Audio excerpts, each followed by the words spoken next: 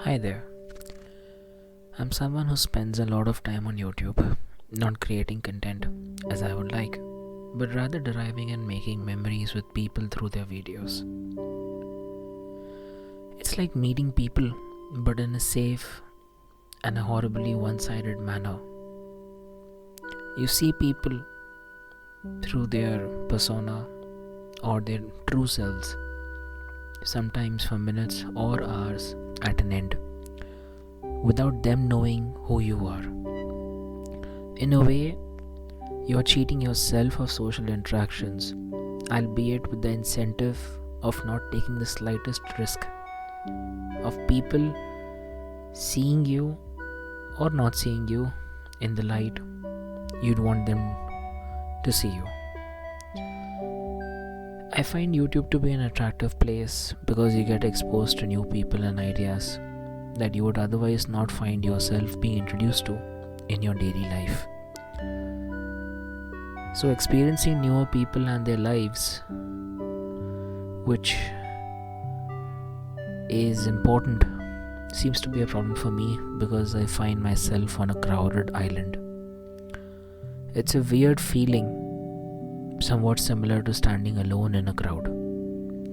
And so, rather than being that person who likes to comment on people's videos, I thought I should do something similar to leaving a message in a bottle and then leaving it in the sea for anyone to find, read, and know that they are not alone.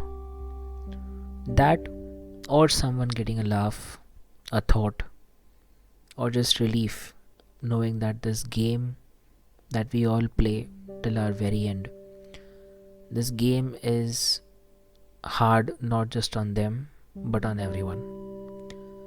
On a separate note, if this helps someone sleep, I'd be happy. It's because I've got a selfish motive.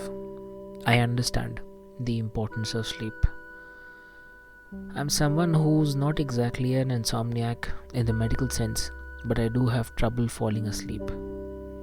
Worries of the mind, pain of the body, or the OCD to sleep in a very particular way with the particular sheets and the pillow. Those are some of my reasons why a sound sleep is uncommon for me. And so, let's get to the experience I'd like to share today. And yeah, I do intend to share such experiences, thoughts, ideas, self-learning, in the hope that it makes someone or anyone think and then figure out what they want for themselves. I understand that people, regardless of their academic intelligence, know what they want and how to get it, for the most part at least. So telling people what they need or how should they get what they want isn't always the ideal solution. What I find through my own experiences, like I said, is that people need a nudge or a slight bump in the right direction so that they do what they intend to do or what they know they should do, but they're not doing so far. But I get thrown off on the topic. I went on a tangent. Let's talk about one particular thing which I had in mind for creating this video.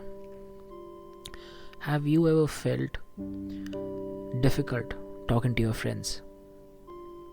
Yes, I'm talking about people who we regard as friends and not just acquaintances, because acquaintances are available in the masses, but then their presence doesn't really add a lot of value in our lives. I have begun facing such a situation recently, and initially I couldn't understand why that was happening. There weren't any fights, no disagreements, no acts of disrespect. Explicitly, nothing out of the ordinary had occurred due to which I would feel uncomfortable talking to my friends. Then why did this feeling arise? Perhaps it could be that they just don't understand what I'm going through. that their responses and expressions don't fit in the mold or don't fit in the way I want them to. Which, when you look at it from that way, is a problem in itself. It's because nobody will sense life the way you sense it. Nobody will truly perceive any situation the way that you do.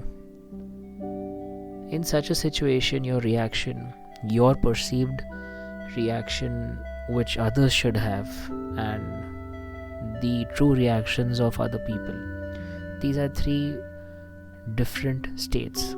To mix them up or to think that there will be an overlap in these three states is an unhealthy expectation to begin with, and that will rarely give us the satisfaction that we need. That broadly could be the first reason. The second reason could be perhaps they don't have all the factors of a situation in front of them, and that's either because the person who's giving the information to the friends, that's we in this case, we have been secretive, we haven't communicated all the factors for the sake of privacy or due to a fear of embarrassment. Opening up to other people isn't really easy because there's always the fear of the trust being broken, and that's a very common thing in the world that we live in. However, to expect an answer from someone who isn't even aware of the entire question, that again is not the best approach, and that can be another reason why we can find not talking to friends as a reasonable option. Of the many other reasons which can exist, a third reason comes to mind, and that's perhaps the list of things to be shared or spoken about with a friend has been exhausted. That's another experience I've had in the past few months. Given the nature of the pandemic and that many of us are caught at home in a work from home environment, our experiences of society, of social relationships and work relationships have reduced. There's only so much nostalgia, there's only so much of past experiences that one can rehash and talk about again and again with others. Current affairs, gossip for that matter, is again something which can only be spoken of to a certain extent. Beyond that, nothing remains as such. A state wherein your larger talking points, your smaller talking points, and even the bare minimum talking points, wherein I mentioned gossip as an example, when that also starts to get stale, you run out of things to talk about. So that could itself act like a roadblock when it comes to conversing with people around you or people who you regard as friends.